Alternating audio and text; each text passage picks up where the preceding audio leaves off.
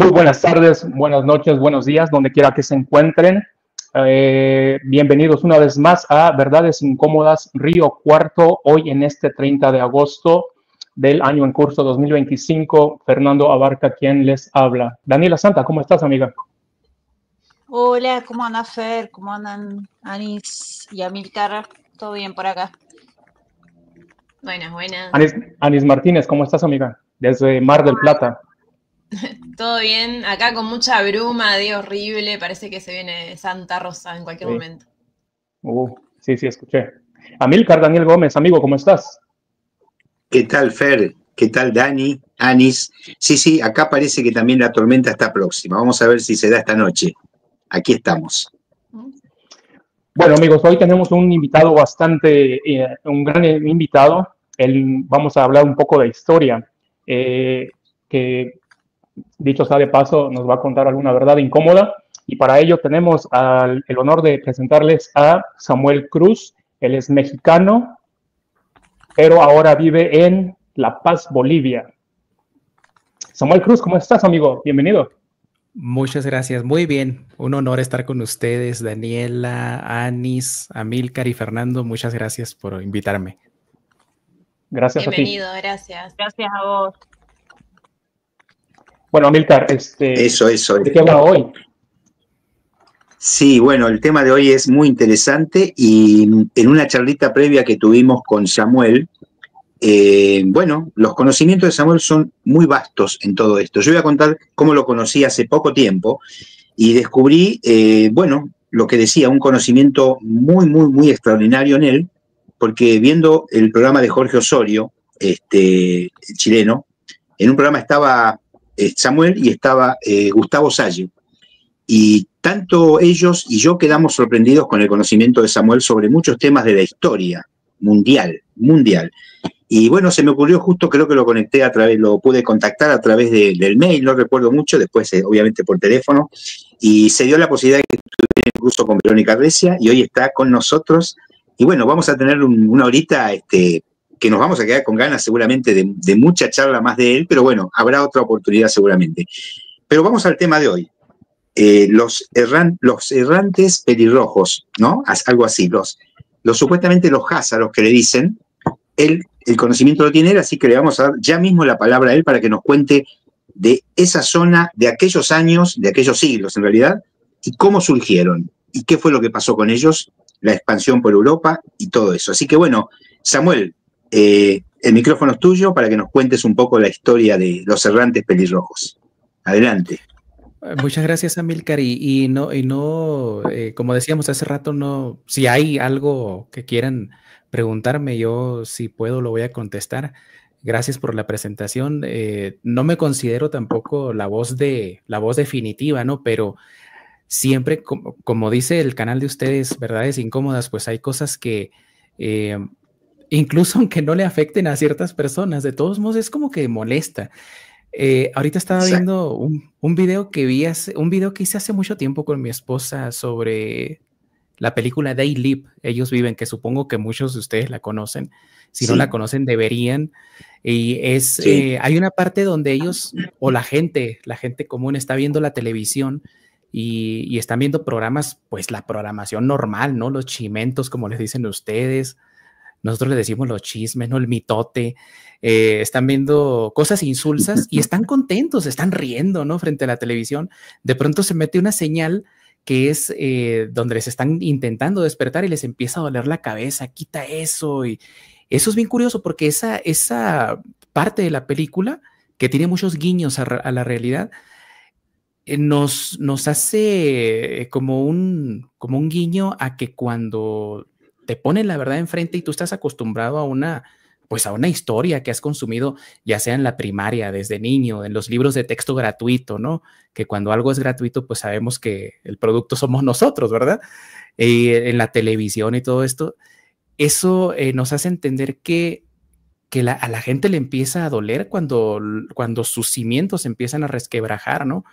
Pero yo siempre invito a la gente a que no tenga miedo de romper paradigmas. O sea, ahorita hemos visto muchas cosas, una peste global, el control total sobre nosotros, el robo de la libertad, y ya como estar ahorita diciendo las cosas con pinzas, la verdad a mí me molesta ya, ¿no? Entonces, lo que vamos a ver ahorita, o de lo que les voy a hablar, y si quieren preguntar también la gente, yo con mucho gusto voy a contestar, es un tema que expuse ampliamente en 2 libros, hasta ahora son 2 libros, yo creo que van a ser unos 5 tomos, que yo les he dado en llamar Dominium Mundi en latín, y lo he subtitulado del Génesis al gobierno mundial. Te platico un poquito por qué lo titulé así, porque yo pensaba hacer un libro, ahora que estábamos hablando fuera de grabación sobre el pintor austriaco, quería hablar de la Segunda Guerra Mundial, pero dije, bueno, la Segunda Guerra Mundial no se va a entender si no hablo de la primera.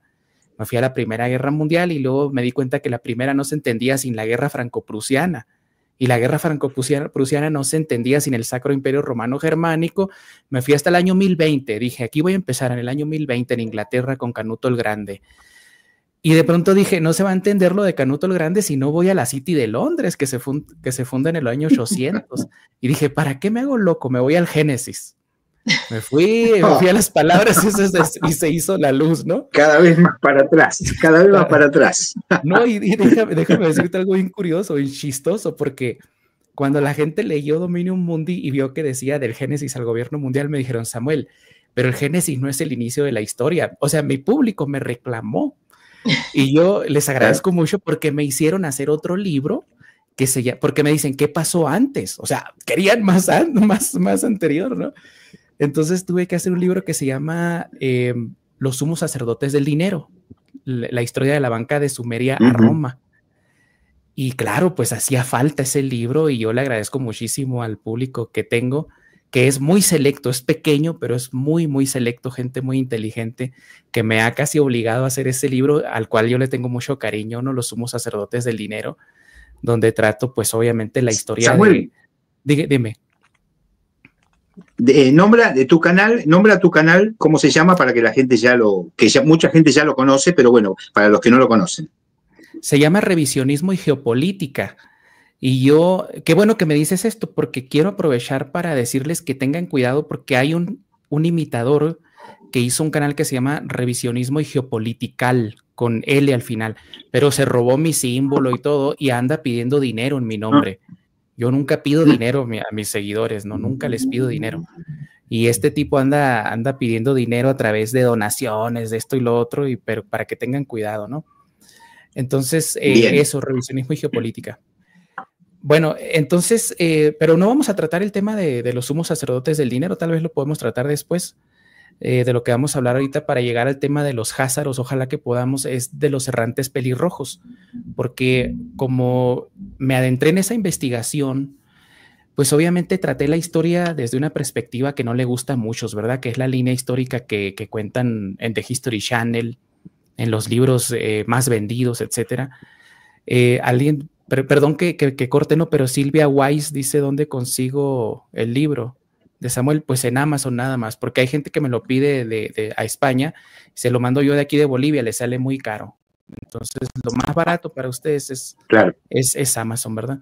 Bueno, los errantes pelirrojos, fíjate que yo como siempre, cuando uno empieza con una investigación, cuando se va adentrando en un terreno que no conoce, y me refiero al hecho de ir sorteando la línea histórica que les decía, ¿no? O sea, hay que salirnos de ese paradigma y empezar a buscar en varios idiomas, y es lo que hago, siempre busco en hebreo, en yiddish, porque el hebreo y el yiddish es muy diferente, en alemán, en ruso, en chino, en español obviamente y en inglés, y tampoco es que domine esos idiomas, ¿no? Pero hay muchas herramientas que nos permiten ya poder traducir fácil, ¿no?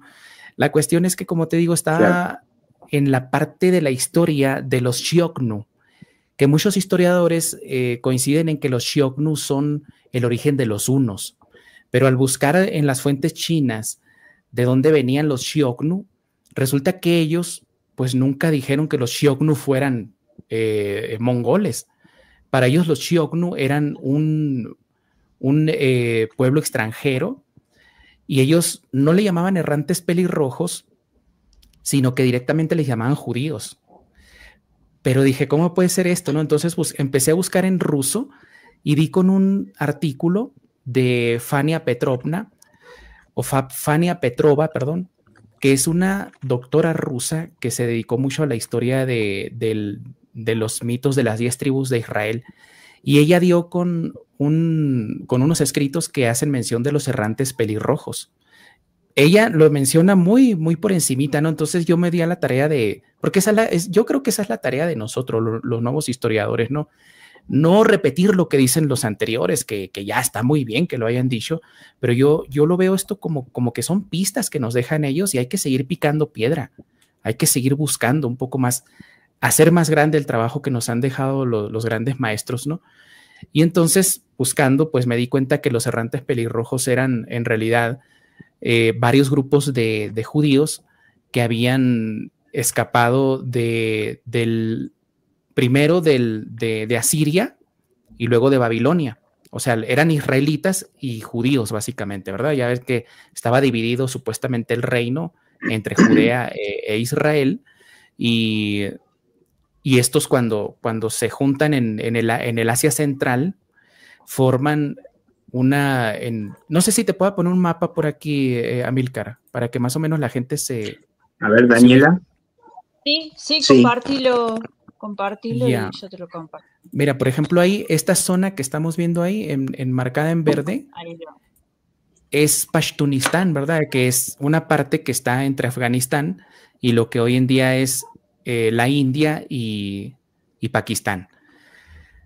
Más que todo Pakistán, ¿verdad? Pero en esa parte se fueron juntando los que escapaban del exilio en Babilonia y en Asiria, y muchos huyeron hacia esta zona, y otros, que lo pongo más acá, huyeron hacia el Cáucaso. Eso va a ser importante porque son los que más tarde se van a convertir en házaros, ¿no? Entonces, en esta zona más o menos, voy a regresar a otro mapa que está más claro. Por acá está Jammu y Cachemira, si se fijan, ¿verdad? Que recientemente estuvo en boca de todos porque hubo una reyerta entre la India y Pakistán. Y Pakistán, exactamente. Pero si tú te fijas, esta zona también abarca una zona que hoy es de China, que sería el Tíbet, ¿verdad? Pues en esta zona básicamente es donde se concentraban esos errantes pelirrojos que también huyeron hacia lo que es el macizo de Altai. Se fueron adentrando hasta acá, hasta esta zona que es básicamente donde se originan los Xiongnu, ¿verdad? Entonces los errantes pelirrojos eran conocidos por ser, fíjate qué curioso, ¿no? Grandes guerreros a caballo que dormían con sus armas, que comían incluso cuando iban cabalgando, que solían ser muy violentos en sus enfrentamientos, que solían cargar las cabezas de sus enemigos colgadas en sus ropas. Y si tú te fijas, si tú buscas la descripción de los hunos, es básicamente la misma. ¿Me ibas a decir algo? No. Cuando dijiste lo de las cabezas que llevaban colgando, tremendo. Sí. Eso solo. Es que eran ya los hunos, pues básicamente era el modus operandi de los hunos. Luego acá en esta zona, que hoy en día es Mongolia y Kazajistán, porque los historiadores dicen, ¿dónde se originaron los hunos? Y es bien curioso que dicen, pues se originaron en una parte del mar, entre una parte del mar Caspio, que es este que estamos viendo aquí, y el macizo de Altai. Entonces nos está diciendo que todo Kazajistán, pues básicamente no saben dónde se originan. Pero la pista más robusta que puede haber es que se originaron en el macizo de Altai, más o menos por acá, por esta zona de donde estoy poniendo el cursor, ¿verdad?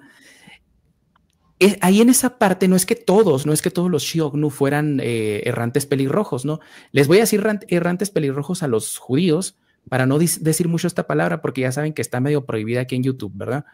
Entonces, sí. Estos errantes pelirrojos, no es que todos los Xiongnu fueran errantes pelirrojos, pero cuando emigran a esa parte y no es que choquen, ¿no? Sino que llegan y se juntan con los Xiongnu empiezan a describir que ellos usaban un calendario propio, que era un calendario, pues, si nosotros vamos a la historia hebrea, vemos que el uso de su calendario era tan importante que a veces provocaba enfrentamientos. Con Roma tuvo enfrentamientos, con los persas, con los musulmanes, por el uso del calendario.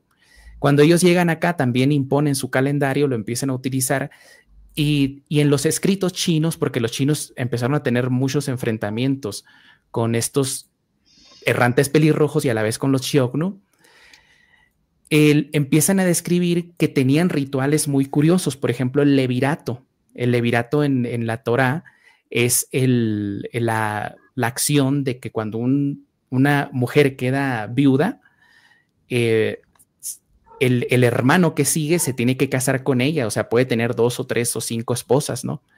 Pero la cuestión es que para que no haya una viuda, esto ya no se usa mucho en el judaísmo, hay que decirlo, ¿no? Pero sí en el Islam. La cuestión es que la acción esta era noble, era para que no hubiera viudas entre el pueblo, ¿no? Pero para los chinos era una costumbre repugnante. O sea, el hecho de que te casaras con la esposa de tu hermano o incluso con la hermana a veces, para los Xiongnu era repugnante. Lo que sí respetaban los Xiongnu eran de los errantes pelirrojos que tenían el llamado baño ritual. Y este baño ritual obviamente hace eco con el baño ritual del judaísmo, ¿verdad? Entonces yo sé que para muchos va a ser chocante lo que estoy diciendo. No quiero imponérselos, no me importa francamente, ya he pasado por esto y si ustedes quieren profundizar, si el público quiere profundizar en esto, yo los invito, de verdad, pero no voy a insistirles mucho. Si hay gente que dice, estás equivocado, Samuel, está bien, estoy equivocado, sigue leyendo los libros que te compras ahí en la revista, en el puesto de la esquina, donde lo mismo puedes comprarte un libro de historia y te compras la revista de los chismes del momento, ¿verdad? O sea que yo me he pasado 15 años con esto, o sea que tampoco lo quiero imponer porque no es mi intención, pues yo ya peleé con muchos y tengo 41 años ya y se me hace mucho, ya estoy muy viejo para andarme peleando pues con esto. Bueno, los errantes pelirrojos posteriormente, fíjate cómo ya estamos avanzando tan rápido, regresan a esta zona. Van regresando y más o menos en el año 90, Plinio el Viejo, no, Tácito, el historiador Tácito romano, empieza a registrar los primeros encuentros, no eran encuentros, eran las noticias que estaban llegando de un pueblo que se había asentado más o menos en esta zona que estamos viendo aquí. Y lo que decía Plinio el Viejo los describió como uni, no les dijo unos, le dijo uni. Y los uni, curiosamente esta palabra, cuando tú la buscas en hebreo, no significa como en Occidente que los unos pues fueron algo malo, ¿no? Decíamos fuera de pantalla, como los persas y los romanos describen el paso de los hunos como una cosa atroz que pasó para ambos imperios, ¿verdad?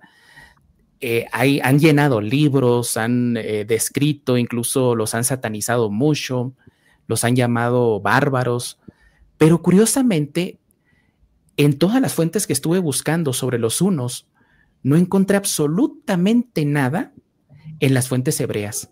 Pero lo que es más interesante es que, primero, pues, hay una mención, no voy a mentir, en la Jewish Virtual Library, pero se limita a decir que cuando llegaron los hunos a Europa, dice, y bueno, los judíos tuvieron que haber sufrido como los demás, pero hasta ahí, o sea, nada más hay sobre los hunos. Pero la fuente o la mención más interesante de la palabra uno en hebreo es que mientras, como les digo, la palabra uno significa un pueblo temerario, un pueblo agresivo, un pueblo peligroso, una mancha que lo destruía todo, en hebreo la palabra uno significa ganancia económica, significa poder político, forma de presionar, dinero, o sea, puras cosas positivas, entre comillas. Y esto me dejó a mí impresionado realmente, porque cuando uno estudia cuando estudia ya desapasionadamente, sin leer las fuentes cristianas que los describían como hijos de Satanás, de hecho los identificaban con el ejército de Gog y Magog, ¿verdad? Con los demonios, pues, de Satanás, y eso se junta con otro mito que ahorita voy a mencionar, bien interesante, ¿eh? Pero cuando uno los estudia bien, el modus operandi, resulta que ellos no llegaban y destruían y saqueaban y se iban, ¿eh? sino que las partes que habían intentado y que tomaron mucho poder sobre ellas fueron casi todas de la ruta de la seda. O sea, no eran tampoco tontos. Sabían, y lo que hacían básicamente era entrar en la ruta de la seda, arrebatarle el control ya fuera a las partes persas o a las partes romanas, y luego entregárselo a dos confederaciones de mercaderes. Aquí estamos viendo una representación muy sencilla de lo que era la ruta de la seda, y les voy a buscar aquí un mapa, verán, que se llama Sogdiana. Sogdiana era un reino en el Asia Central que tenemos aquí, esta zona, en la cual había mucho intercambio de productos. Era un núcleo de la ruta de la seda.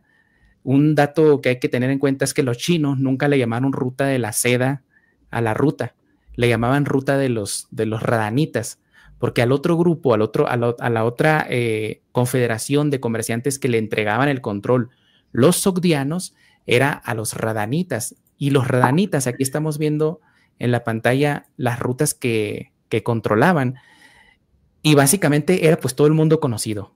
El África, llegaban a Japón, llegaban fíjate, incluso voy a hacer aquí más grande, utilizaban el estrecho de Malaca, llegaban a la India, toda el Asia Central. Pero algo bien curioso que tenemos que tener en cuenta, y aquí tendríamos que ir otra vez al Imperio Romano, es que si se fijan, el núcleo de los radanitas no era el Asia, como muchos pensarían, porque muchos buscan por acá el núcleo de los radanitas. Los radanitas eran hijos de la estrella de Renfan, por cierto, Eran todos esos eran jotas, eran judíos. Pero su centro no estaba en Asia, estaba en Francia, en el Frankish Empire o en el Reino Franco. ¿Por qué? Porque resulta que cuando Julio César, fíjate, tengo unos amigos que me dicen, siempre me decepciona, Samuel. O sea, no en el sentido de que yo los decepcione, ¿no? Sino que cuando vamos investigando, vamos tumbando muchos mitos, y yo un personaje que admiraba era Julio César. Lo sigo admirando, por supuesto, ¿no? Otro amigo me dice, me has decepcionado con Napoleón Bonaparte, porque pues él lo veía como un nacionalista, pero Napoleón Bonaparte era un agente de los Rothschild nada más. Lo mismo que Julio César. Julio César, cuando llega al poder, bueno, cuando hizo ya saben que Julio César hace su campaña, hace su carrera política y militar en la Galia. Y por eso le admiro mucho a Julio César, que haya tomado la batuta de expandir el Imperio Romano hacia la Galia y no hacia Oriente, porque fue lo que hizo Alejandro Magno. Alejandro Magno escribió que era más fácil para él conquistar a un pueblo civilizado como los orientales que a los bárbaros de Europa. O sea, eran bárbaros en la época. Era más fácil conquistar, fíjate qué curioso, ¿no? A un ejército ya establecido que a unos tipos que te iban a hacer guerrilla y todo eso. Por eso los macedonios nunca se expandieron hacia la Galia, ¿no? Pero hacían negocio con la Galia. La cuestión es que Roma, después de que enfrenta a Cartago y la derrota, y eso también es un gran hito para el mundo occidental, porque de haber derrotado a Cartago, a Roma, el mundo civilizado se hubiera desarrollado en África. No digo que hubiera estado mal, ¿verdad? Pero simplemente digo que la historia hubiese sido totalmente distinta, ¿verdad? Pero volviendo a Julio César, la carrera de él estaba cuando él se enfrentó a Pompeyo, por cierto, que a muchas personas no les gusta Pompeyo. A mí me encanta Pompeyo, tenía un perrito que le puse Pompeyo Magno en honor a él. Y Pompeyo Magno no solamente estaba luchando contra Julio César en esa guerra civil, sino que estaba luchando contra los puercoespines, les llamaba. Y los puercoespines eran, otra vez, los patrocinadores de Julio César, los judíos. Ellos les patrocinaban la carrera política a Julio César, eran sus patrones, ¿no? Y Julio César, cuando conquista toda la Galia, lo que hace es empezar, porque otro mito que se cae es que los gálicos eran bárbaros. No lo eran. eran personas simplemente con un modo de vida distinto al romano, pero tenían un sistema económico, tenían un sistema social, tenían religión, una religión muy distinta, por supuesto, con los druidas, ¿no? Y todo esto. Pero mira, este mapa que estamos viendo acá es la Europa gálica de la época, y todos esos puntos negros que vemos acá eran centros comerciales. O sea, no es que no estuviera desarrollado, es mentira lo que Julio César escribió en su libro Bellu Gallicum, que eran bárbaros nada más, ¿no? Entonces nosotros conocemos a los gálicos a través de la visión de un enemigo. Es básicamente como leer la historia de Alemania a través de los libros de Estados Unidos, Israel e Inglaterra, ¿no? Obviamente van a poner al señor del bigotito como el engendro del mal encarnado, pero bueno, eso es para otro programa, ¿no? Pero ¿qué hace Julio César? Julio César elimina todos estos oppidums, que eran los centros donde se hacía la acuñación de monedas, eran básicamente los bancos de la época, ¿no? Uh-huh. Pero los sustituye con centros comerciales y bancos hebreos. Entonces, por eso cuando se empiezan a conformar los reinos, reino franco, el reino visigodo, los ostrogodos, estos y los otros, ya estaban bien asentados estos comerciantes. O también volviendo aquí a la imagen. Dime. Para ubicarnos un poquito en la época, ¿en qué siglo estamos ahí? Aquí ya pegamos un salto histórico. Ya estamos en la época del año 40 más o menos después de Cristo, ¿sí?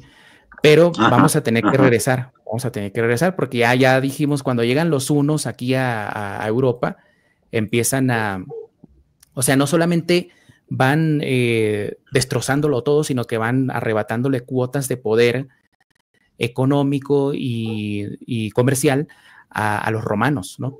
Entonces, si tú te fijas en este mapa, los radanitas pasaban por una parte muy importante. La línea azul es la que marca las principales rutas comerciales, y fíjate por dónde pasa esta. Aquí lo voy a hacer un poco más grande. ¿Qué dice aquí? Khazars. Porque ahí vivían los házaros. No, los házaros no eran en esa época, no se habían convertido al judaísmo, pero sí eran descendientes de los errantes pelirrojos. Y los errantes pelirrojos, por cierto, cuando se juntan con los Xiongnu, voy a volver un poco hacia los Xiongnu's, ellos hacen una especie de sincretismo entre el dios Tengri, que es el dios de los mongoles, de los hunos, de los búlgaros, de los házaros, de los ávaros, pero el dios Tengri se sincretiza con Yahvé. Tiene unos mitos muy parecidos, Tengri con Yahvé. Es muy parecidos. Yahvé al mismo tiempo es simplemente una imitación del dios El Gabal, ¿verdad? Que de esto hablo en mi libro Dominio Mundi parte 1, ¿no? No es tiempo ahorita de hablar de ello porque nos llevaría a otro rumbo, pero Yahvé es simplemente un dios menor, pues, en el panteón ugarítico, así como lo era, bueno, de hecho, el dios principal era él. De ahí todas las terminaciones de los nombres israelitas, ¿no? Por ejemplo, mi nombre es Samuel, ¿verdad? Que es Samuel, siempre, o Israel, o Emanuel, todos terminan con él porque hacían alusión al dios al que adoraban, ¿verdad? Pero los israelitas, después de que regresan de Babilonia, empiezan a cambiar la historia y terminan sincretizando a él con Yahvé, que en el panteón ugarítico vendría siendo como el dios número 40, que era un dios conocido simplemente como un dios del caos, un dios de los ejércitos. Si te fijas en los cultos cristianos se le llama el dios de los ejércitos. Pues claro, porque era el dios del... Perdón, voy a usar una palabra muy mexicana, ¿no? Pero era el dios del desmadre, básicamente, pues. Era un dios que nadie quería, pues. Nadie lo quería. O sea, los pueblos en la época adoptaban al dios que representaba sus valores. Y acá dirán, por ejemplo, Baal, ¿qué representaba? Si Baal es un demonio. Baal, si ustedes estudian bien el mito de Baal, Baal fue el primero que, en su mito, yo no estoy diciendo que sea cierto, se sacrificó por la humanidad. Y de ahí viene la imitación de todos los mesías que se sacrifican por la humanidad. Incluido, no voy a decir quién, porque luego me echo encima a los cristianos, ¿no? Pero Pero Baal sí, Baal era visto como un dios benefactor, sin embargo la propaganda lo convirtió en un demonio, ¿verdad? Pero en fin, ¿en qué estábamos? Porque luego me perdí, ya me perdí. ¿En qué estábamos? En lo de los unos, ¿verdad? Sí. Sí, estabas mostrando llegaron a a los házaros. cazar. Ah, sí, Los sí, sí, házaros. sí, es cierto, es cierto. ¿Cómo se hacen los házaros? Entonces ya vamos ahí, ¿no? Pero voy a regresar un poquito, nada más un poquito. Es que así soy yo, me van a disculpar. Yo platico y me voy yendo sí. me van a disculpar, ¿no? Pero bueno. Está perfecto. En la guerra, bueno, hubo muchas guerras judeo-romanas, ¿verdad? En la época. Hay una guerra en particular que es la de Tito Flavio Vespasiano del año 70 después de Cristo, cuando Tito llega y destruye el segundo banco templo de Salomón, porque era un banco, también esa palabra también yo la utilizo mucho, banco templo, porque todos los templos eran bancos, ¿verdad? Entonces la destrucción, por ejemplo, los Nabucodonosor cuando destruye el templo, el primer templo, no destruye solamente el símbolo religioso, destruye un símbolo económico, un centro económico. De hecho, si nosotros vemos la descripción de cómo funcionaba el templo de Salomón, era básicamente una bolsa de valores, se cambiaban monedas ahí. Este pasaje muy inspirador de Jesucristo sacándolos del patio del templo, los saca porque estaban haciendo negocio, ¿verdad? Pero si nosotros vemos cuando se describen las bodegas de la parte del tesoro del Banco Templo de Salomón, había una parte, lo describen así, ¿no? Había una parte donde había monedas asirias, monedas fenicias, monedas esto, monedas lo otro. O sea, había mucha, era una bolsa de valores, era básicamente. Y esta palabra, yo sé que suena exagerada, pero no la digo yo, la dicen los eruditos que han hecho la enciclopedia judía. O sea, no me la estoy inventando yo. La cuestión es que cuando destruyen el segundo banco templo, muchos de ellos huyen, se enfrenta Roma contra una amenaza muy grande contra los judíos, que era los sicari. De ahí viene la palabra sicario. Los sicari eran la cuarta, creo, según Flavio Josefo, era la cuarta teoría filosófica judía. La primera eran los saduceos, la segunda eran los fariseos, la tercera los esenios, la cuarta eran los celotes, pero de los celotes hay una escisión y se convierten, los celotes eran los más violentos, pero encima de ellos, los más violentos después de los celotes, mejor dicho, primero que los celotes eran los sicari, y le llamaban los sicari porque, como hoy en día se conoce la actividad sicaria, ellos se subcontrataban para matar no solamente a funcionarios romanos, sino también a funcionarios judíos. Incluso eran tan malditos estos, que incluso algunas aldeas judías que no demostraban vehemencia en su odio contra los romanos, iban y los masacraban. Hay un relato donde masacraron a 700 personas, 700 mujeres y niños en una aldea simplemente porque no repudiaban lo suficiente a los romanos, ¿verdad? Bueno, pues muchos entonces, les decía, muchos de esos sicari huyen hacia el Cáucaso. A esta parte que estamos viendo aquí, voy a poner el mapa mejor. A esta parte que estamos viendo aquí. Al Cáucaso, en lo que hoy es Georgia, Rusia, Azerbaiyán, Armenia. Pero otros huyen hacia Yemen. Esta parte no se llamaba Yemen en esa época, se llamaba Himyar, el reino de Himyar. Y el reino de Himyar era muy importante también porque aquí viene lo que es la geopolítica romana, la geopolítica bizantina, ¿no? Que para ellos era tan importante que lo registraron yo le llamo uno de los primeros estudios geopolíticos de la época, que era el periplo del mar Eritreo. Voy a buscar otra imagen. Periplo del mar Eritreo. El mar Eritreo le llamaban ellos creo que esta imagen no sirve. No, esta no me gusta. Hay una que me gusta más. Es que está más detallada la otra, ¿verdad? Pero les decía, el periplo el mar Eritreo, perdón, era lo que hoy conocemos como el Mar Rojo. Esta es la que más me gusta. Esta se presta mucho más para explicarle a la gente, miren. Aquí la tenemos.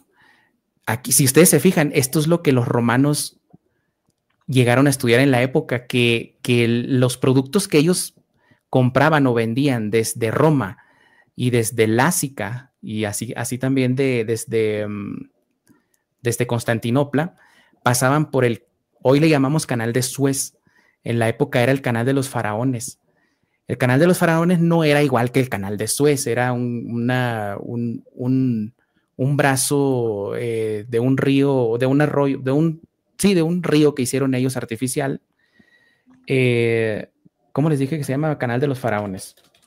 Es que son tantas cosas que sí, la verdad no es que se me vaya el avión, pero es que son tantas cosas que quiero decirles que no quiero perder.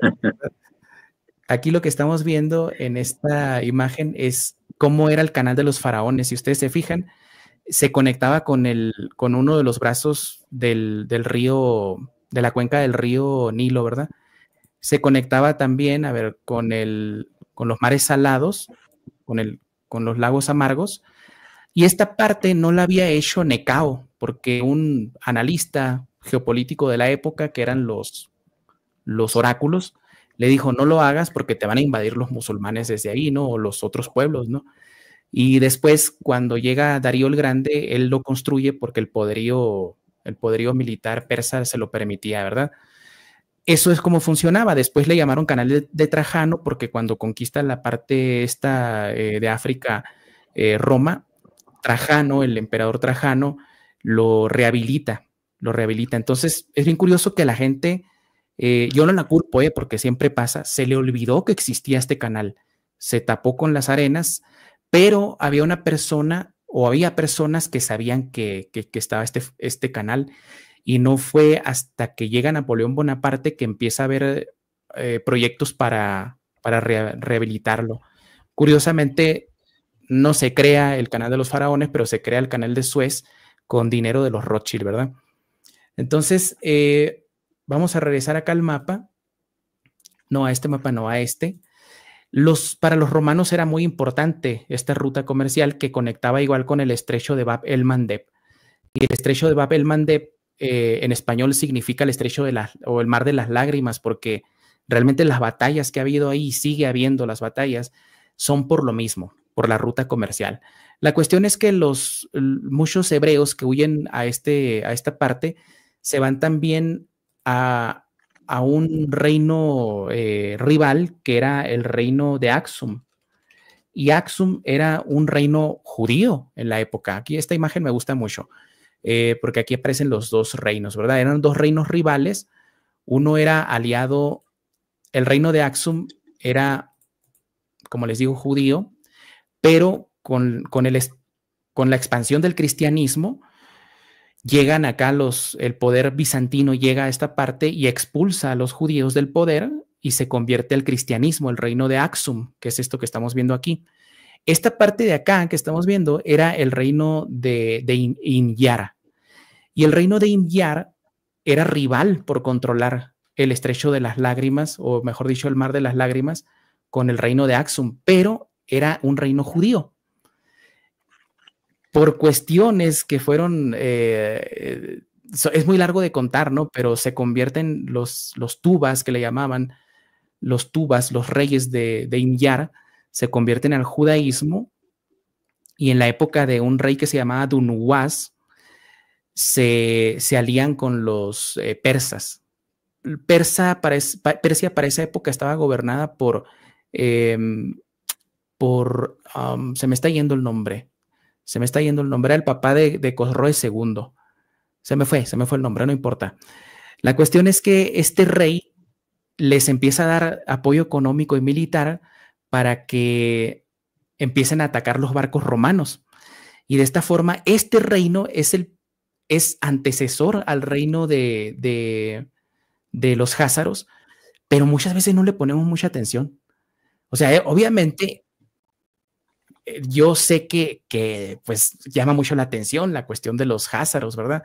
Pero fue tan importante el reino de Axum que aquí les voy a compartir el manuscrito de mi libro Dominium Mundi para mostrarles un mapa que, según la descripción del proyecto que tenía el rey Dunuwas, era el reino que él quería construir. Denme un segundito a ver qué llegamos acá. Es que no me acuerdo dónde está. Está tan largo el libro. A ver. Ya me acordé. David. ¿Mandé? No, dije sí, no hay problema, que te esperamos. Gracias. A ver, aquí está. Aquí está, miren. Según los dichos, lo que escribió, lo que se registró de lo que dijo Dunuwas, miren, aquí está mi libro, ¿no? Él decía que quería crear un reino davídico que fuera desde Imiyar hasta Jerez Israel, así le decía, ¿no? Jerez Israel para ellos, pues es el gran Israel, ¿verdad? Entonces, si nosotros trazamos las fronteras, él decía, toda la península arábiga tiene que unirse con Jerez Israel para crear un reino davídico. Entonces, el proyecto de Dunuwas era básicamente, ya se me perdió otra vez. A ver, ¿dónde está? Caleb, ahí tenemos a Caleb. Aquí está. Todo esto era el reino que quería crear Dunuwas. Entonces, obviamente, ni a los persas ni a los romanos les convenía. Por ende, volvieron a destruir ese proyecto judío y por eso es la esperanza de la humanidad. Las potencias extranjeras se dan cuenta del gran peligro que corren ante estos, que son los únicos que se han proclamado raza elegida, que se han proclamado superiores a los demás. Y la esperanza, como les digo, de la humanidad es que siempre los reinos civilizados se dan cuenta del peligro que corren y terminan destruyendo estos proyectos. Una cosa bien interesante que quería decirles de la formación del reino de Imiyar es que todo fue gracias a las conexiones que tenían en Babilonia. En Babilonia había lo que era el título del exilarca. El exilarca, que realmente en babilonio, perdón, en arameo le decían Reish Galuta, y Reish Galuta significa el líder del pueblo hebreo en el exilio, básicamente. Este título no se lo dieron oficialmente, pero en la historia se ve como el primer exilarca al rey Jeconías o Joaquín, que es llevado por Nabucodonosor a Babilonia. Y en Babilonia, pues hacen lo mismo que siempre. Yo, la verdad, no creo en la historia esa de que se los hayan llevado a fuerza. Yo creo que hicieron lo mismo cuando dicen, nos están corriendo de aquí, vámonos a Alemania. Y en Alemania hacen lo que quieren hacer y después ya cuando le chupan toda la leche a la pobre vaca, la matan, ¿verdad? Lo mismo va a pasar con Estados Unidos. En Estados Unidos ya se está diciendo que es el lugar donde más se los persigue, donde más antisemitismo hay, se está llamando en las sinagogas a abandonar Estados Unidos y van a ver que va a ocurrir algo muy parecido a lo que ocurrió en Alemania, ¿verdad? La cuestión es que el exilarca, que era la línea davídica, básicamente la línea sanguínea de David, cuando llega Perós II al gobierno de Persia, él expulsa a los judíos y una princesa hija de Marsutra II, huye, no, de Hofnai, huye a Yemen, pero fíjense qué horrible, ¿no? Siempre la historia de estas personas los describe perfectamente. Para darle recibimiento a esta princesa, hacen una masacre de yemeníes, como para, mira, te estamos haciendo una ofrenda. Por razones ya de política, termina casándose con un hijo de Abu Karib y llega a ser la madre de Dunuwas. O sea, Dunuwas tenía sangre davídica, supuestamente, ¿verdad? Pero afortunadamente los axumitas y los romanos terminan haciendo justicia, porque curioso también es que estas personas siempre bañan de sangre sus proyectos, ¿verdad?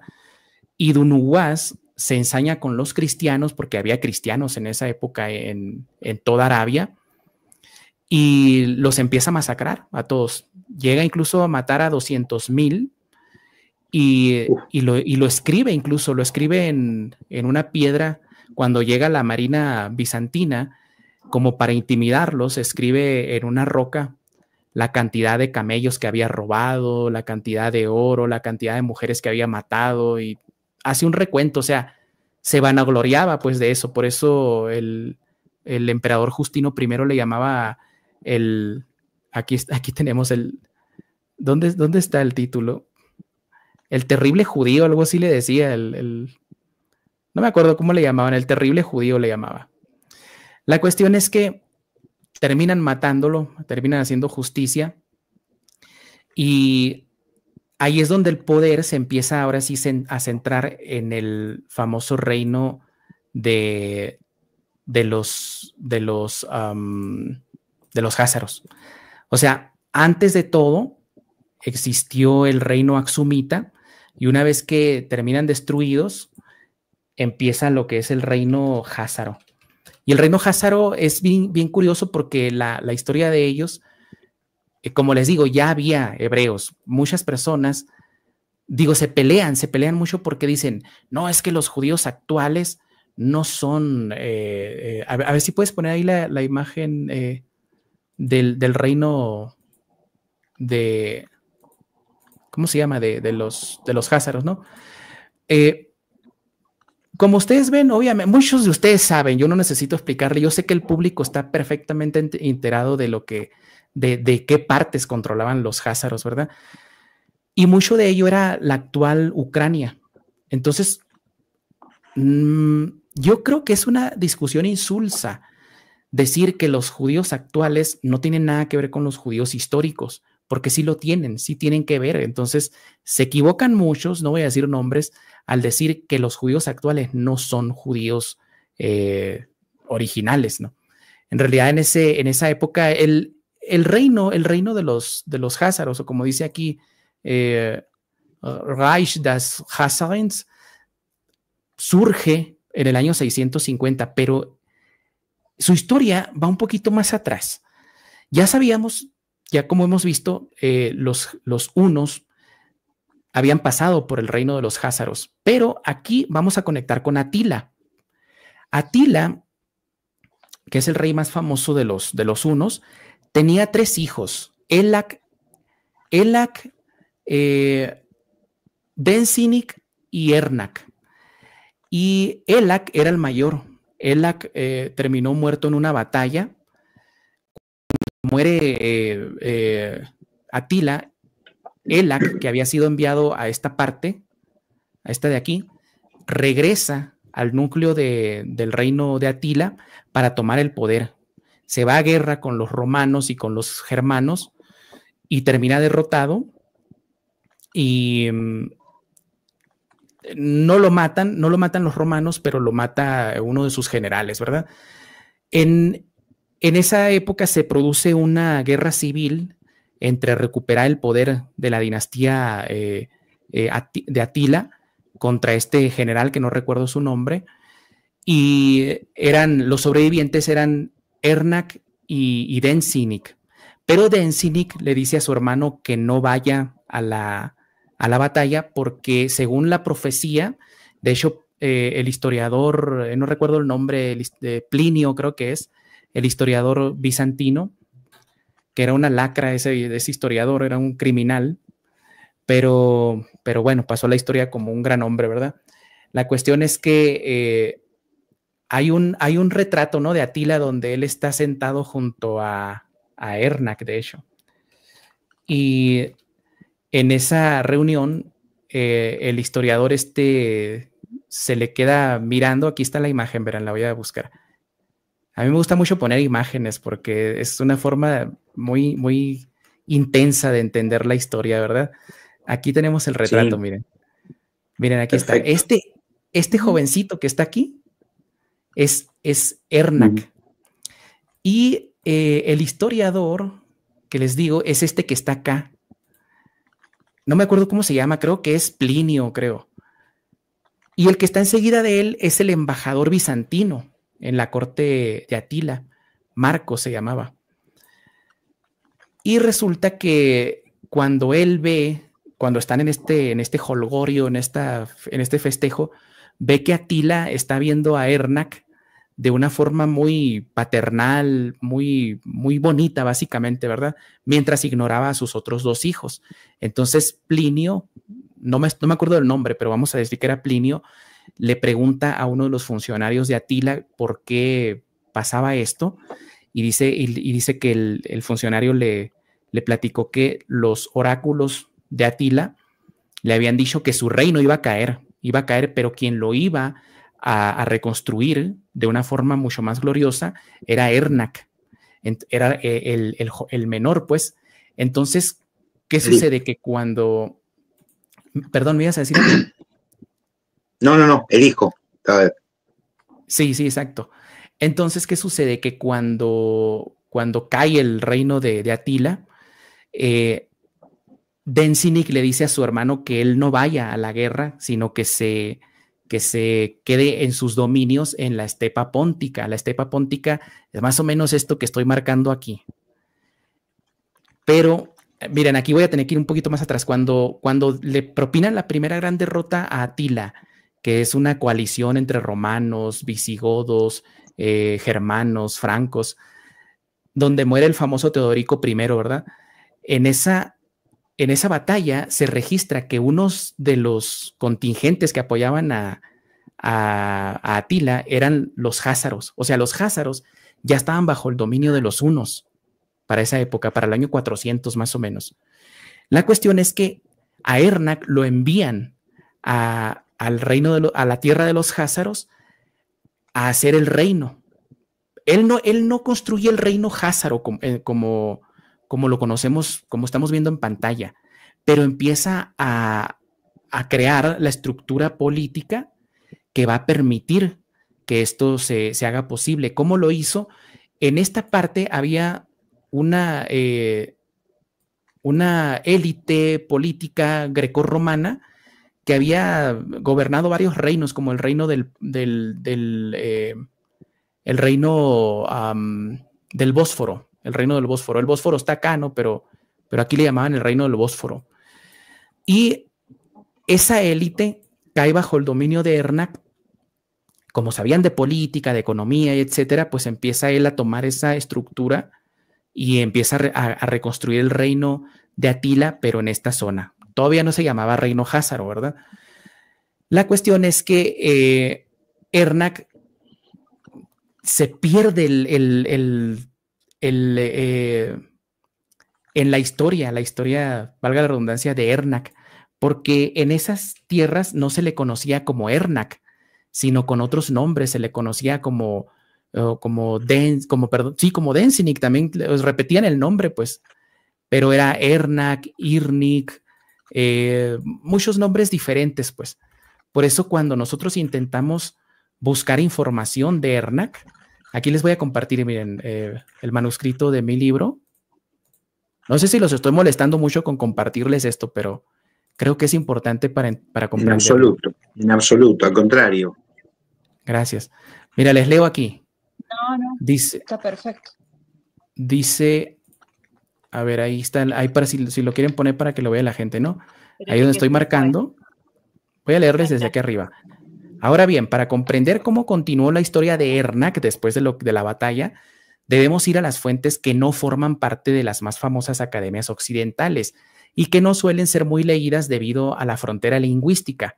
Por ejemplo, los estudios del doctor Asghar Gataul Muhammadiev, decano del Departamento de Arqueología y Etnología de la Universidad Estatal de Kazán, quien en su libro Monedas Antiguas de Kazán, concretamente en el capítulo titulado Monedas Jázaras de los siglos 8 al 9, menciona lo siguiente: en la época de Atila, su hijo menor, y aquí da todas las variantes de los nombres con los que se le conocían: Ernash, Ernak, Ernas, Ernish, Ernak, Irnik, Elak, Saba y Shaba. Por eso cuando nosotros buscamos la información de Ernak, qué pasó después de esta guerra, se nos pierde. A los occidentales no les importa, pues se murió Atila y listo. Ahí termina la historia de los hunos. Pero la historia de los hunos siguió. De hecho, los hunos no desaparecieron del todo de Europa. Se convirtieron en parte de las dinastías europeas. porque se fueron casando con princesas germanas, francas, y al final de cuentas, cuando nosotros vemos las dinastías europeas, hay mucha sangre una dentro de ellos, o unos de los unos, ¿verdad? También le llamaban Belkermek. Aquí lo voy a buscar, Belkermek. En mi libro, bueno, me mandó a las fuentes. Belkermek. No sé por qué no me aparece. Bueno, le llamaban Belkermek también, los búlgaros le llamaban Belkermek. Pero en las fuentes rusas y de Kazán sobre todo, hay mucho material sobre Ernak. Y al final de cuentas Ernak muere, pero sus hijos siguen siendo los que van creando las nuevas dinastías, ¿verdad? Así es como yo creo que aquí lo podemos dejar y si quieren continuamos próximamente, porque si no me voy a meter un aprieto con luego las clases que tengo que dar, pero creo que, no sé, yo creo que hemos dado un paseo histórico bastante interesante. No hemos llegado a lo de los házaros, pero dimos historia que yo creo que muchos no conocían. Pero sí, tenemos tiempo para unas preguntas, ¿eh? Si quieren, hacemos algunas preguntas. Una pregunta. Porque los házaros terminan siendo los sionistas, los eskenazis, eso es lo que yo quería preguntarte. Después hacemos otro programa, por supuesto. Pero, ¿quiénes terminan siendo en el día de hoy?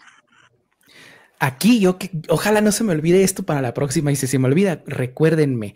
En el año 600 surge un mito entre los cristianos. Los cristianos, miren, el mito siempre encierra verdades. Esto hay que tenerlo muy en cuenta. El mito siempre tiene verdades. Y cuando en el año 600, cuando se da una guerra tremenda entre romanos y persas, se creía que se estaba cumpliendo una profecía que era la de los judíos rojos. Y los judíos rojos eran un eco de los errantes pelirrojos. En la próxima presentación que hagamos, voy a centrarme en esto de los judíos rojos, porque al final de cuentas, y aquí les voy a dar un spoiler, pero los voy a dejar yo creo que picados a la gente con esto, el mito de los judíos rojos se junta con un mito de Alejandro Magno, ¿verdad? Para darle romanticismo en la época, ¿verdad? Pero los judíos rojos eran un ejército enorme que se profetizaba que iba a destruir Europa. Entonces estos judíos rojos, como dice la palabra, se vestían de rojo, pero iban a llegar cuando fuera tiempo de que los judíos destruyeran Europa. Es bien curioso que cuando empieza a ganar importancia la dinastía Rothschild, o Rothschild, como le decimos nosotros, Rothschild en germano significa escudo rojo, pero Rothschild en yiddish significa con la túnica roja, o el que tiene la túnica roja. Hace eco también con los judíos rojos, ¿verdad? Pero ahora yo les pregunto una cosa, ¿cómo se llamaba el ejército que destruyó a Alemania que venía del este? El ejército soviético, le decían el ejército rojo. El ejército rojo, sí. ¿Y quién lo creó? ¿Quién lo creó? Lo creó un judío. Entonces, se hizo realidad la profecía. Ahora, la pregunta que me hacías es ¿quiénes eran estos, no? Pues eran los herederos de los házaros, los que vivían en Ucrania, todos ellos, que finalmente se convierten en judíos de la corte, que se convierten en los banqueros de las cortes. Ahí a veces, cuando las personas a veces me preguntan así, ¿por qué los políticos europeos permiten que se haga todo esto? Y yo les voy a contestar muy sencillo. Los políticos europeos, las monarquías también, le deben mucho a los judíos, muchísimo, y no solamente le deben en lo económico, sino que le deben incluso la desaparición o el surgimiento de nuevas monarquías. Ellos han conformado Europa. Cuando dice Ursula von der Bruggen que Europa tiene los valores del Talmud, yo no creo que la gente común tenga los valores del Talmud, porque si no, pues todos fueran criminales. Pero lo que son las monarquías sí tienen los valores del Talmud. todos absolutamente le deben. Incluso los germanos, los prusianos, cada príncipe tenía por lo menos 5 judíos de la corte que le prestaban dinero. O sea, y eso es ya muy moderno, ¿no? 1700, 1500, 1600. Pero todavía nos falta para llegar a eso. Bien, al Samuel, final tengo una pregunta. Perdón, al final creo que no contesté la pregunta de Daniela. Tengo una pregunta, Samuel. Tú, como historiador, ¿qué opinas sobre el trabajo de Anatoly Fomenko? No me gusta. ¿No te gusta? Sí, claro, porque si fuera así o de ser comprobada, habría un problemón en el mundo, ¿no? Sí, sí. Pero más que no, o sea, eso no es lo que me da miedo, ¿no? O sea, rehacer las cosas no me hace miedo, no me da miedo. Lo que no me gusta es que se desvíe tanto cuando nos hablan de un tema. Yo creo que muchas personas cometemos el error de intentar enseñar a correr antes de enseñar a caminar. Y cuando nos dicen, no, es que los que controlan el mundo son los reptilianos. O sea, le estás echando la culpa a personas de fuera del planeta y los de aquí de adentro, ¿qué? O sea, los que hacen las guerras, los que han controlado la banca, los que te manejan la historia, esos que, o sea, te ponen a odiar marcianos. ¿Sí? Yo no digo que los extraterrestres no existan. No estoy diciendo nada de eso, ¿verdad?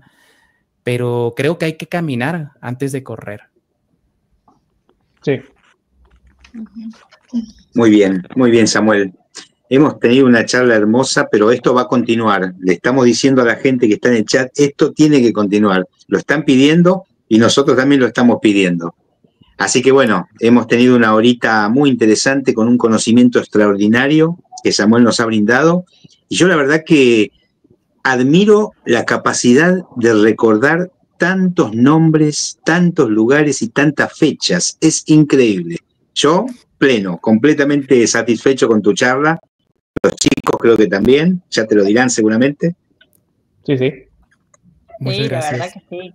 Muy bueno. No, para mí un placer estar acá. Y el chat que se me estaba olvidando un nombre era Cabat primero, por cierto. pero sí se me olvidan. De pronto. Pero qué no memoria increíble. Igual con todos los nombres. Sí, precisamente eso, Daniela, porque es tanto, ¿no? Pero antes me sentía mal de no acordarme, ahora ya no, ahora ya digo, se me fue el nombre ya. Claro, perdón, no te antes puedes de acordar de tanto. Ahí Silvia Weiss decía, ¿por qué no te gusta Fomenko? Y es básicamente por eso, o sea, yo cuando leo de Fomenko o escucho de Fomenko, no es que no me guste, tal vez me expresé mal, ¿no? Me gusta escucharlo, por supuesto, siempre ir con algo que rompe paradigmas es para mí satisfactorio, ¿no? No quise decir que no me gusta lo que habla. Lo que no me gusta es que nos quieran enseñar nos están reseteando la historia, básicamente, pues. Y esto ya ha pasado, pues. Ya ha pasado. No podemos avanzar como humanidad porque luego sale una verdad que estaba escondida. Y esto lo escribí en mi primer libro, El mundo tras de las cortinas.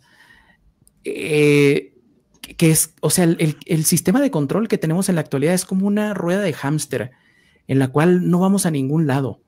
Y cuando el ser humano se sale de esa rueda del hámster y empieza a descubrir cosas, de pronto los poderosos del mundo te salen con otra cosa. Fíjense, no nos va a tocar tal vez esto, no nos va a tocar, pero va a llegar un momento en el que la historia se va a resetear y van a decir, el señor de Austria tenía razón. Va a llegar un momento en el que la historia la van a cambiar a conveniencia, porque lo que hacen es, nosotros vamos avanzando y de pronto, ¡pum!, nos ponen otro camino. ¿Para qué? Para volver a retomar la historia y jamás avanzar. Los únicos que tienen el conocimiento son ellos. Samuel, ¿vos en qué te gusta basarte para hacer tus investigaciones? ¿Qué fuentes te gusta acudir? Yo me voy a las fuentes oficiales. O sea, es que, mira, curiosamente, ellos no se ocultan. Lo que pasa es que se ocultan en la frontera lingüística, que afortunadamente se está rompiendo gracias a las herramientas que ellos mismos nos ofrecen, y también a la pereza de las personas, que yo no los culpo porque todos tenemos la imperiosa necesidad de salir a trabajar. no de estar sentados como yo investigando, leyendo y esto, que afortunadamente... O sea, este trabajo que vos haces de ir viendo en varios idiomas las fuentes es más que nada por eso, porque está oculto, digamos, detrás de esas definiciones y de esas palabras, por lo general, la verdad, o disfrazada. Sí, a simple vista lo ponen, porque de hecho, si tú vas a mis libros, a las fuentes, casi el 70% de las fuentes son Enciclopedia Judía y Jewish Brittle Library, rabinos, o sea, ellos mismos te lo dicen, pues. Lo que pasa que nosotros, como no hablamos hebreo, pues no estábamos tan enterados, pero ahora ya lo estamos, ¿no?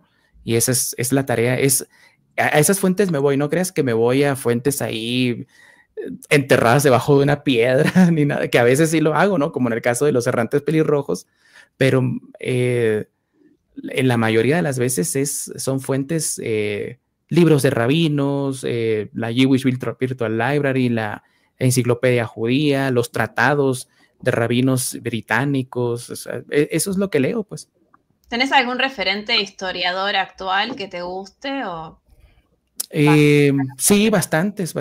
Me gusta mucho la metodología de David Irving, que era un tipo que sus libros los hacía yendo al lugar donde iba a escribir. Si él iba a hablar de Dresde, iba a Dresde, ahí se quedaba, aprendía el idioma, estuvo en Argentina también, investigando algunas cosas. David Irving me gusta mucho. Y otros, pero son muchísimos. De hecho, acá este estante está lleno de libros de ellos ahí. Robert Forrison, no sé, pues muchísimo. Bueno. Buenísimo, Samuel. Bien, Samuel, ya te vamos a dejar libre, pero antes recordarnos primero, te lo pido yo, la película que Ellos Viven, se llamaba esa película muy interesante de ver. Sí. They Live, Ellos Viven. Bien, sí. Ellos Hay viven. muchos memes de esa película. ¿Mandé? No, digo que hay muchos memes de esa película. Memes Sí, es que... A más que nada ahora. Es que esa Después película... del 2020. Fíjate que a mí me da risa, me dio risa y ternura también, en el buen sentido, una persona que puso ahí al principio, no sé quién era, que puso, los estoy escuchando en formato radio porque me afanaron los lentes y no veo nada. Y yo me identifiqué mucho porque yo me quito los lentes y yo es bien curioso, ¿no? Porque le digo a mi esposa a veces cuando estamos aquí, voy a barrer, le digo. Y yo sin los lentes digo, está limpio. Y me los pongo y veo todo. Y le digo, yo creo que aquí se inspiró John Carpenter para su película. Pero bueno, y un saludo para esta persona que no sé quién sea, que yo me identifico plenamente con él. Se llama Angelito. Ángel, un saludo. Sí, justamente Ángel es el que te comentaba de que hizo programas con Verónica Grecia sobre las Malvinas, así que en algún momento por ahí te podés conectar con él. Ojalá. Pero bueno, Samuel, recordanos nuevamente tu canal para la gente que te quiera seguir o que quiera ver un poco para conocer. Recordanos tu canal. Mira, mi canal, en realidad yo tengo lo que es la página web y el canal de YouTube. En el canal de YouTube, si me lo permites, te lo voy a presentar aquí en pantalla. Sí. En el canal de YouTube yo transmito cuando puedo, los lunes y los miércoles. Y casi siempre son en vivo los programas, ¿no? Hablamos mucho de la geopolítica, de historia. Aquí tenemos ahí la programación, ¿verdad? Hemos tenido grandes invitados con por ahí. Germán Rodríguez Mayor. Sí, Germán, sí, exactamente. Sí, bueno, son temas diversos, ¿no? Y en la página web, en mi página web, tengo acá lo que son conferencias gratuitas y conferencias pagadas también, que son conferencias privadas que no se pueden poner en YouTube porque se me cae el programa, ¿no? Por ejemplo, aquí hablando del Jerusalén Celestial, que es, y el plan Andinia, que es un plan de, ya saben ustedes, los argentinos, obviamente, el plan Andinia, y el otro, el Jerusalén Celestial, es un plan de colonizar por ahí Ucrania. te puedes llamar, Angelito, para hablar de ese plan Andinia, el que está más abocado en el canal de hablar de Argentina. Súper, sí. Y también tengo una serie que se llama Israelismo Británico, que es como los hebreos engañaron a Gran Bretaña para que creyeran que ellos tenían la misión de crear el Estado de Israel, ¿verdad? Estas son unas entrevistas, no, ¿dónde están? Aquí están. Son unas entrevistas que yo le hice a mi esposa. Mi esposa es médico y ella ha investigado mucho sobre el informe Rockefeller, sobre, bueno, básicamente el negocio de la enfermedad, ¿no? Son 5 partes. Y esto es básicamente para apoyar al canal de Revisionismo y Geopolítica, porque estamos totalmente desmonetizados, ¿verdad? Y eso ayuda un poco también a veces. Claro. Excelente, excelente, Samuel. Ya Muy te bueno, dejamos muy libre. interesante. Maravilloso, maravilloso. Y con la posibilidad de volver a estar nuevamente en una charla de estas. Claro que sí, para mí un gusto. Por ahí decía Silvia, creo que se llama, Wise. Sí. Sí, Silvia Sí. Wise pregunta, no está en Netflix, no está en Netflix, pero está en YouTube, está mejor. Y está gratis ahí, completa en español. Si no está perfecto. en inglés es They Live. They Live, sí. Sí. Capaz que They Live. puede parecer subtitulado. Bueno, muchachos, muchas gracias. La verdad que para mí un placer. Samuel, a vos, Samuel, agradecidos, muy agradecidos por esta charla y seguirán otras. Te dejamos libre y gracias. Gracias Hasta enormes. Luego. Un saludo, hasta luego. Muchísimas gracias, Samuel. Gracias. Wow, bueno, ¿qué decir? ¿Cómo sabe este Samuel, Sí. Qué memoria, por favor. Sí, admiro eso. Qué bárbaro. Muy bueno, muy bueno. Espero que a la gente que estaba ahí le haya gustado. Menos mal que No vas a saludar a Samuel porque no sé por qué se me corta. Pero bueno. Seguramente. Sí, medio. Bueno, hemos disfrutado mucho de esta charla. Yo quiero comentarles algo antes de irnos. Creo que importante. Tenemos 2 personas que han hecho mucho por nosotros, que son Marcela Sangorrín y Lorena Di Blasi. Ya sabemos de sus trabajos a favor de la sociedad, de la gente, del pueblo, y no sé qué calificativo poner a las personas que han ido contra ellas y le han hecho un sumario. La gente, no me acuerdo el nombre de la persona que está a cargo del CONICET, alguno de ustedes por ahí lo recuerda. Salamone, me parece. Salamone, o sea, Salamone. Es increíble que después de todo el trabajo que ellas hicieron, haya gente que eran los que tenían que hacer el trabajo y no lo hicieron ellas, y están haciéndole un sumario a ellas por eso. La verdad que es increíble. Creo que hay un lugar donde uno puede... Ajá. Tenemos que defenderlas porque ellas nos defendieron a nosotros. Solo quería decir eso. Si alguno quiere agregar... Mira la cara que ahí está, mira. Payaso, hijo de mil. Salamone. Bueno, no, realmente, o sea, no pudiéramos pasar el video que le hicieron en apoyo a Lorena y hasta Marcela, pero es un poco largo.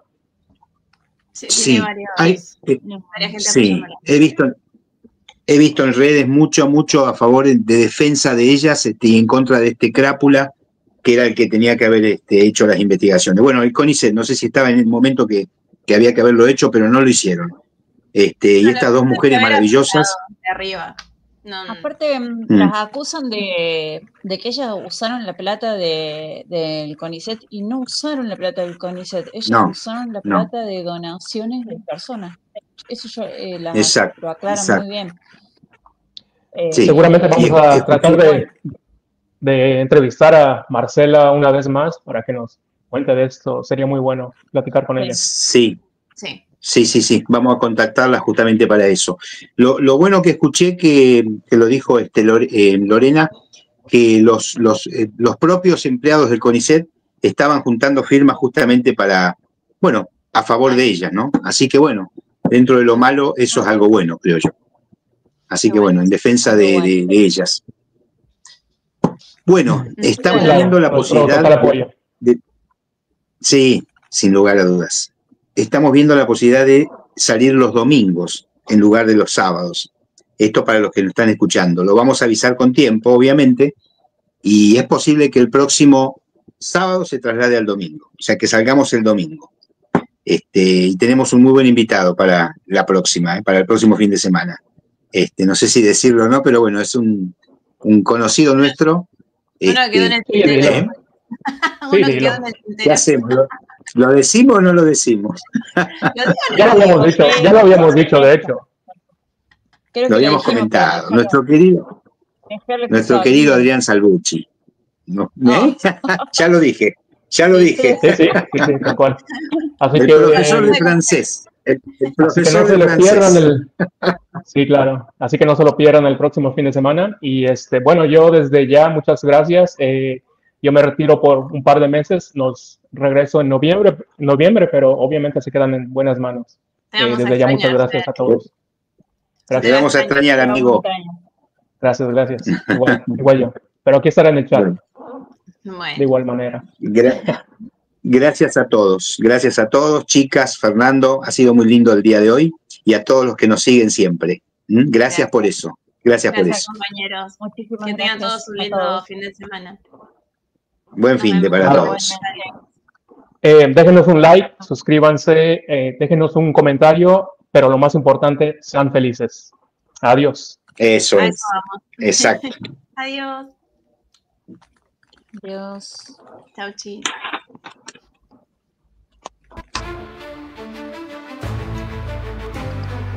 En la sombra donde nadie quiere mirar, se esconde la verdad que no quieren contar. Una voz se levanta como un rugir. Revelar lo oculto es lo que me hace vivir.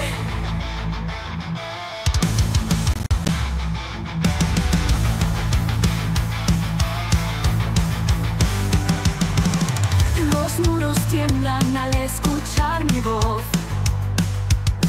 Las mentiras caen como un débil a luz feroz. Las cadenas del silencio rompo al cantar. Un mensaje que arde y no podrán callar. Son verdades incómodas que quiebran el cristal de sus tronos intocables, de su reino tan banal. No tememos la tormenta que se va a desatar, porque en cada palabra hay fuego celestial.